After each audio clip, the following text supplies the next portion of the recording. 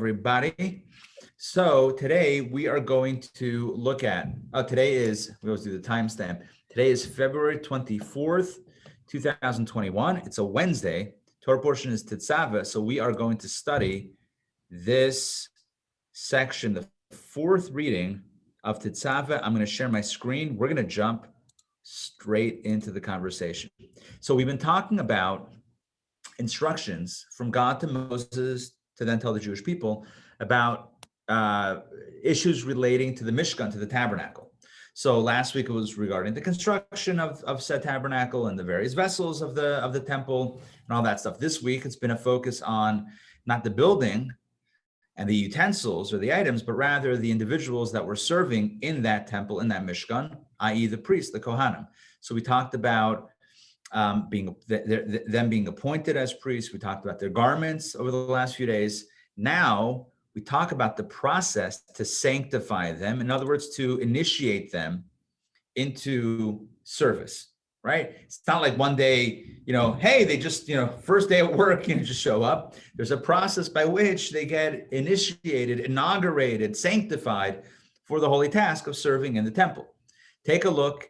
We are doing Exodus chapter 29, verse number 1, and Tetzaveh, fourth reading. Here we go. And this is the thing, literally in Hebrew, it's zehadavar. Davar means thing. This is the thing that you shall do for them to sanctify them, to serve me as Kohanim. So this is what's going to officially confer their status as priests, if you will, or a holy status to be able to serve. What is this thing that needs to be done? Here we go. Take one young bull and 2 rams, perfect ones. You see what's going on. Basically, they have to bring an offering in order to be enlisted in this role of priests. So take 1 young bull, 2 rams, and we're not done yet. Unleavened bread. You guessed it in Hebrew, matzot, like matzah, unleavened bread and unleavened loaves mixed with oil and unleavened wafers, different types of bread. So there's bread, loaves, wafers, different styles, anointed with oil. You shall make them out of fine. Yeah. You think the wafers is what Catholicism took it from? How they, it's completely different. Catholicism and wafers? Oh, no, yeah, no, that wouldn't be. Look, everything, not everything, but many of the rituals and stuff, customs or traditions associated with other religions, a lot, especially Christianity and maybe Islam as well, Catholicism. So you do find some traces from Torah. Is this that? I don't know. I don't know if they got that from here, but it is interesting. It's interesting to think about. So we have unleavened bread, unleavened loaves, unleavened wafers, anointed with oil. You shall make them out of fine wheat flour. Again, God is very specific as far as the menu, right? And the ingredients. And you shall place them upon a basket, right? So all of these things are placed in a basket, and you shall bring them in the basket. Now, one second. All the things mentioned in verse 2 are brought in the basket, not the animals. They wouldn't fit, right? You shall place them upon a basket, and you shall bring them in the basket, and, right, what we mentioned before, the bull and the 2 rams. And you shall bring Aaron and his sons near the end. Oh, one second. This is God, just to clarify, telling Moses about how to inaugurate the priests. So when God says you, and you shall do this, and he's speaking to Moses, this is going to be your role in this procedure. It was Moses, I'll just cut to the chase. It was Moses that actually was involved in inaugurating, sanctifying, initiating his brother and his nephews, the Kohanim, into the service. That's Moses played a critical role in this process. This is not as it's happening. This is as God is commanding it. Later on in Torah, we'll read about how it actually plays out when it goes down in the timeline of the story.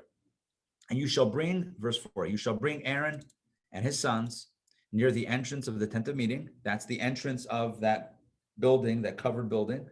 And you shall bathe them in water. So number 1, first thing is you collect the items, the animals, the food. Okay, bring it in a basket, show up. Then you take Aaron and his sons, the priests, and mikvah, bathe them in water. And you shall take the garments that we talked about yesterday and the day before, the priestly garments, and clothe. You, Moses, should be the one to officially, not adorn, whatever the word is, to officially garb the high priest with the tunic, with the robe of the ephod, with the choshen, etc. And you shall adorn him with the band of the ephod. You shall place the cap upon his head and place the holy crown upon the cap. You shall take the anointing oil. So basically, Moses, dress him up, 5 and 6, right?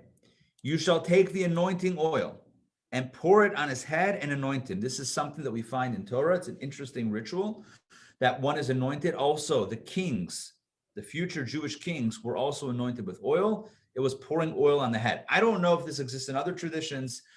There's certainly Kabbalistic insights into that, which I can share in a second. But there's something about a ritual of oil being poured upon the head. And I don't know if it means that it's like, like totally slimed with the oil, but maybe some minimum amount of oil that is poured on the head to officially anoint these individuals into the service. So just to explain about a little bit of Kabbalah, might as well. It's never not a good time to share Kabbalah. It's always a good time. So Kabbalah says that oil represents Khafma. Oil is symbolic of Khafma, which is wisdom. Why is oil symbolic of wisdom? So oil always floats. Hey, Mark, oil always floats above, right? That's the nature of oil. So oil is at the top, and the same thing is true with Chachma, with wisdom. Wisdom is at the top of the human food chain, so to speak, the top of our human powers. Chachma, the first of the 10 energies of the soul and the 10 sphirot in the cosmic level, the first energy is Chachma, which is wisdom. So that's what it is. Now, what's the idea of pouring oil on the head? So what's interesting is you're pouring Chachma, if you will, divine wisdom. The oil would be symbolic of higher wisdom, pouring it on his head. So the idea is that his head should always be saturated, if you will, with divine wisdom, but then it drips down a little bit. And the idea is that the wisdom shouldn't just remain in the head, but it should also influence the rest of the biosphere of the individual, of the leader or the priest.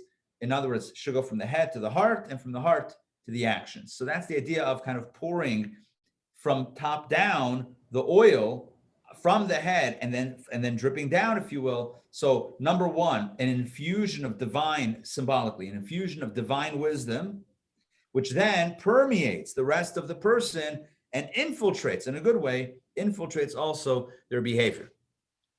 Let's continue. Oil? Does it specify the type? Say it again? Does it specify the type of oil? I believe it was olive oil. That's my understanding, is that it's olive oil. Yeah. I would go with lavender. Trust me. I would be all over that. After that wonderful lavender from the other night, but I believe it was olive. All right. Now that's for the high priest. That was for the high priest. He got the 8 garments and he got the anointing oil and all that good stuff. Now, what about his sons, Aaron's sons, the regular priests? And you shall bring his sons near, and you shall clothe them with tunics and gird them with sashes, Aaron and his sons, and you shall dress them with the high hats. Remember, we spoke about them wearing the high hats and the kahuna, the big kahuna. The kahuna means the priesthood will be a perpetual statute for them, runs in the family. And you shall invest Aaron and his sons with full authority. Again, mileta yad, which means fill their hands, which means infuse them with all of the energy and blessings they need. Now, what we have is the priest showed up with a basket of food and some animals. Then they were bathed and dressed, and Aaron, the high priest, was anointed. Now what? We still have a few animals and a bunch of food. So what are we doing with that? Don't worry, the Torah didn't forget. You shall bring the bull to the front of the tent of meeting, and Aaron and his son shall lean their hands upon the head of the bull. Samach, it's like smicha, leaning the hands on the head of the bull. That's a sign of kind of, not a blessing, but it's kind of like sometimes it would be done with a confession, if you will, or it's done on Yom Kippur. There was a confession said in that state of leaning the hands on the bull, or just the idea of connecting with the energy of the animal that is about to be elevated through the sacrificial service, the idea of that type of connection. You shall then slaughter, verse 11, you shall then slaughter the bull before the Lord and at the entrance of the tent of meeting.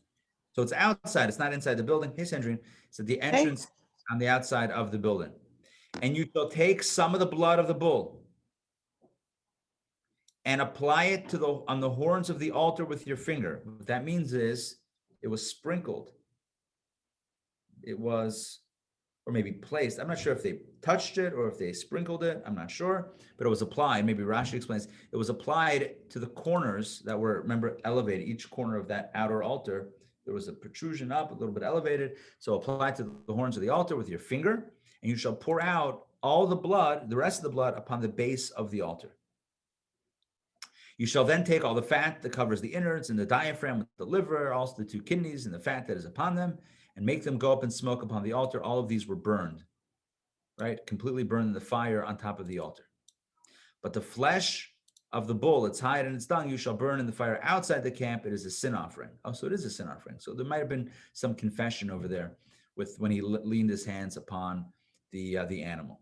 So part of it is burnt on the altar, and part of it is burnt outside the camp. It's a sin offering. And you shall take the one ram. Remember, so there was a bull and two rams, I believe. Let's go back. Yeah, one young bull and two rams. So the bull we just talked about. What about the rams? So he says, you shall take the one ram, and Aaron and his son shall lean their hands upon the ram's head. You shall slaughter the ram. You shall take its blood and sprinkle it. Oh, it must have been placed before, because here it does say sprinkled. And this blood was sprinkled on the altar all around. Right? A little bit of blood here, there, everywhere. And you shall dissect the ram into its parts, and you shall wash its innards and its legs, and put them with its parts and with its head, and you shall make the entire ram go up in smoke upon the altar. So unlike the bull, that was part of it on the altar, and part of it was taken outside the camp and burned, the entire ram, this first ram, is being completely offered, sacrificed, and burnt on the altar. It is a burnt offering made to the Lord. It is a spirit of satisfaction, a fire offering to the Lord. The difference between these two offerings in the language of the Torah is the first offering, the bull offering, is a sin offering, known as a carbon chatas, a sin offering. A sin offering, well, we saw the procedure of what's done to it. Some of it is on the altar, some of it is outside. But the second offering of the ram, right, is called an olah. Not ole, that's something else. It's olah. An olah offering is an elevation offering where the entire animal is burnt on the altar. So different type of offering, different experience. That's that. One interesting thing that we find. So look, that's today's reading. It's a bit technical about the inauguration process. We spoke about mikvah, we spoke about clothes, we spoke about anointing oil, we spoke about offerings. One thing that's interesting that we might pay attention to is the role of Moses in all of this, which I think is very significant.